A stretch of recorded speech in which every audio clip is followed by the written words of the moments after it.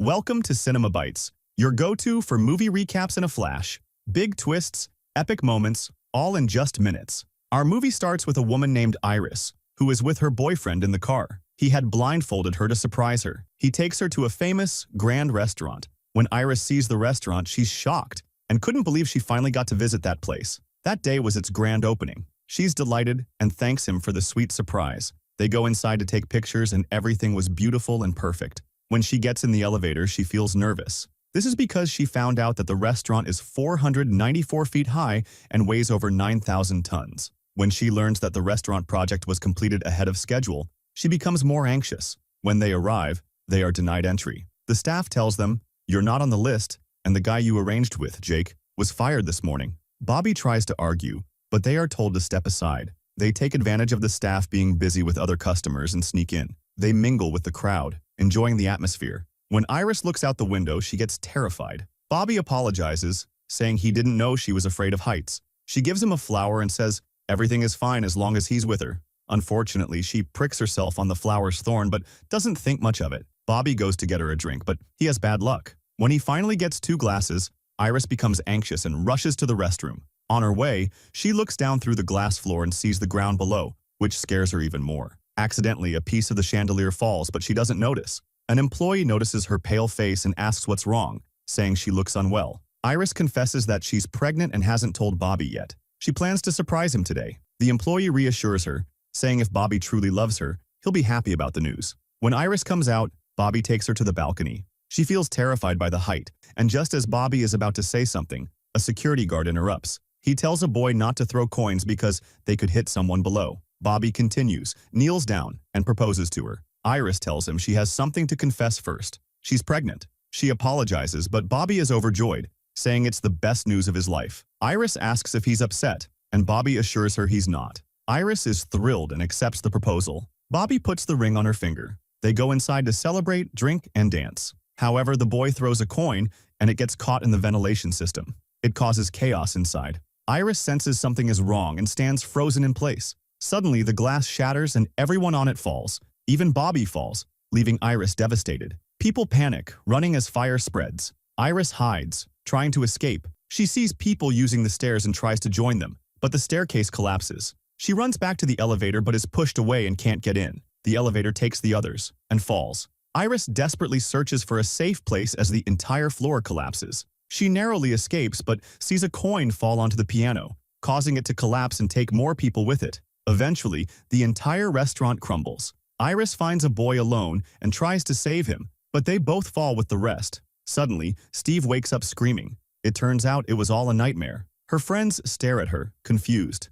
That night, Steve dreams of the same nightmare again. Her friend tells her to stop waking her up because she can't sleep because of her. Steve says she doesn't know who the woman in her dream is, but she shares the same name as her grandmother. Her friend tells her to go back to her family and ask about her grandmother. The next day, Steve travels to her family's home. Her father greets her and tells her that her brother has taken her bed. She tells him she's there for something else and asks about her grandmother, her mom's mother. She asks if he knows where her mother's old belongings are, but he says he threw them away after her mother left. Her brother, Charlie, comes downstairs and she asks where he's going. He says he's visiting their cousins and she insists on going with him. On the way, she tries to talk to him, but he's upset with her for leaving. She apologizes, saying she had no choice. She confides in him about her nightmares and the woman in them, who shares their grandmother's name. Charlie doesn't believe her and mocks her. When they arrive, their cousins greet her coldly. Only her uncle's wife welcomes her warmly. She asks her uncle about her grandmother, but he and his wife are shocked and tell her not to ask about those things.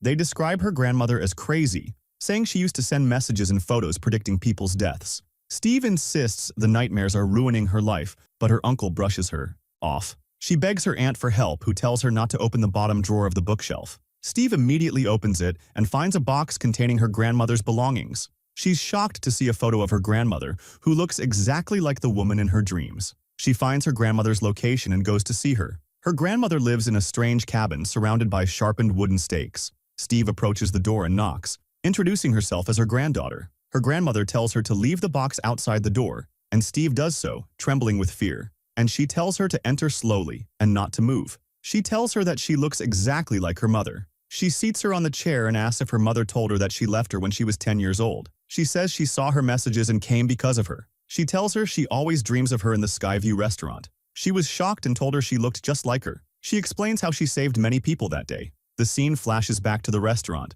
showing how she had seen everything that happened before it occurred. When Bobby proposed to her, she told him it wasn't the time and ran off, taking the coin from the boy. She runs outside, grabs the microphone and starts shouting to the people, "You're all gonna die now. Run quickly. The glass will shatter on you." The people get scared, move away from the glass, and they take her and escort her outside. She says some people fell and died at that moment, and the rest died over the years. Just like her vision, no one survived except her, which is why she stayed in that cabin. She tells her it's the only safe place for her, and that for years she's been trying to convince her kids of what she sees. When they thought she was crazy and ran away from her, she decided to stay away from them to be safe. She tells her to focus because if she dies, everyone related to her will die too. But unfortunately, now she has cancer, and she's afraid that when she dies, her family will die as well. She says she was relieved when Steve came to her, but when Steve found her talking to herself, she got scared. When she asked her, "Who are you talking to, Grandma?" she replied, "Death." Steve then thought she made a mistake by coming,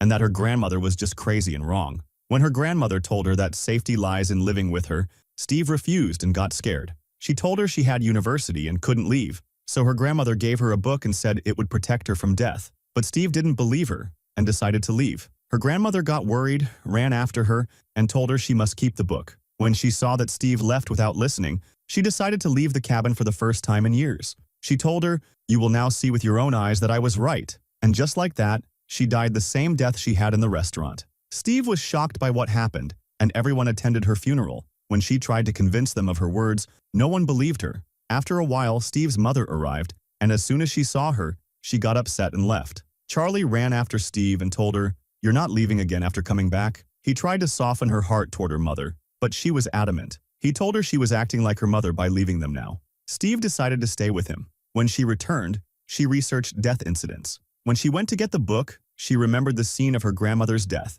She remembered her grandmother saying that if she died, her family would be next. Meanwhile, at the university, they were having a barbecue in memory of their mother. It was as if she had never gone to get married. Everyone was preparing something, but Bobby accidentally dropped a glass into the crushed ice without noticing. After a while, Darlene, Charlie, and Steve's mother arrived, and everyone ran to her. She told them she made cookies for them. When Charlie tasted one, he realized it had peanut butter and shouted at her, "Are you trying to kill my brother Bobby?" She apologized, saying she completely forgot about Bobby's allergy. Afterward, everyone went inside to celebrate, unaware of who the glass shard would harm. Their uncle stood up and started talking about his mother and her death. Then everyone clinked their drinks together and drank. Jenny started coughing as if she were choking, but it turned out she was just disgusted. Meanwhile, Steve was sitting, feeling like she was going crazy. She saw the cursed coin her grandmother had stuck in the book. It had drawings of how everyone died in the restaurant. Suddenly, she saw a piece of glass falling toward her. She grabbed it nervously, feeling her family was in danger. She tried calling her brother Charlie,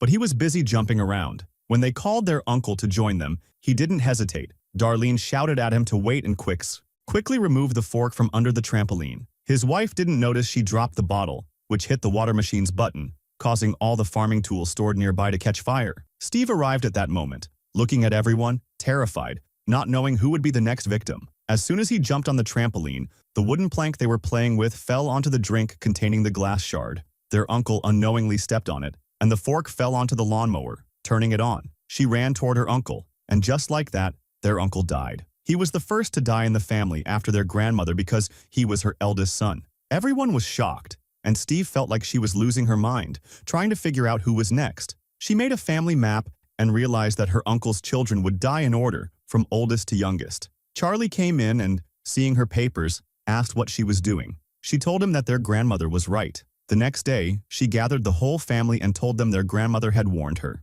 She said the family would all die in order after her grandmother and uncle because they weren't part of the family. She told them the next to die would be Eric. Eric laughed, and no one believed her, especially since their grandmother had said this long ago. They didn't know she had been protecting them all this time by staying alone in the cabin. Now that she was gone, her children and grandchildren would die in order. Still, no one believed her. She got up, saying she couldn't take it anymore. Steve begged them to believe her, saying she'd been going crazy for a while. But everyone told her she had completely lost it and left her. Even Jenny told her to sleep well and stop having dreams that would ruin her life. At night, Eric was at work, piercing earrings. After finishing with his last customer, he turned on loud music and cleaned the place, lost in the songs. When Steve sent Eric a message to check on him, he cursed her. But suddenly, the chain hanging from the ceiling fan got caught in the earring in his nostril. He didn't know how to remove it, and every time the fan turned, it pulled the chain, causing him intense pain. Eric kept struggling to untie it, but unfortunately, a nearby bottle fell, spilled its contents, and caught fire. The store burst into flames, all while he was still tangled with the ring in his nose. The next morning, Steve came in and urged her brother to go with her, but Eric didn't respond. On the way, they found out that the store had caught fire. Both Steve and Eric were shocked by the sight, but suddenly Eric appeared in front of them. They were overjoyed that he had survived, and he told them he was lucky to have escaped at the last moment. Steve, however, was convinced that Eric was destined to die, and she kept following him around to keep him away from any dangerous objects. Later, when Jenny came out of the house and saw them, she started making fun of Steve. As they approached a garbage truck, she jokingly told Eric to stay away from it. Eric, annoyed by her nagging, went over to touch the truck anyway. Jenny told her, "I'm tired of you." Then, while the boys were playing, a ball hit a nearby farmer, which caused an air compressor to launch and fall into the trash basket. The truck picked it up and drove off. Jenny was inside. The group chased after the truck, trying to stop it, but the driver was too distracted, listening to love songs and dreaming about romance. Steve tried to reassure them, saying, "Don't worry, it's not Jenny's turn." But Jenny ended up being inside the truck. As she went up the stairs to try to escape, it was too late, but Jenny was died. Everyone was devastated and filled with terror. In the middle of their sorrow, Steve blamed herself for the wrong arrangement, but her aunt's wife stopped her and took full responsibility. She admitted that Eric was not actually their cousin, and that she and their uncle had kept it secret. She explained that Jenny was the oldest of the real cousins, which is why she died first. She apologized to everyone, saying she hadn't believed Steve's warnings. Eric was stunned by the revelation and got into a heated argument with her. Then he left her and walked away. Bobby looked at Steve and begged her to find a solution so he wouldn't die. Her mother told her that since she could predict what happened, she could also find a solution. Bobby told her, "You said that grandmother knew someone from the restaurant accident who didn't die." They decide to go to that man and ask him exactly what happened. She opens the book and keeps searching for him, finding out his name is JP. She opens the book again and continues searching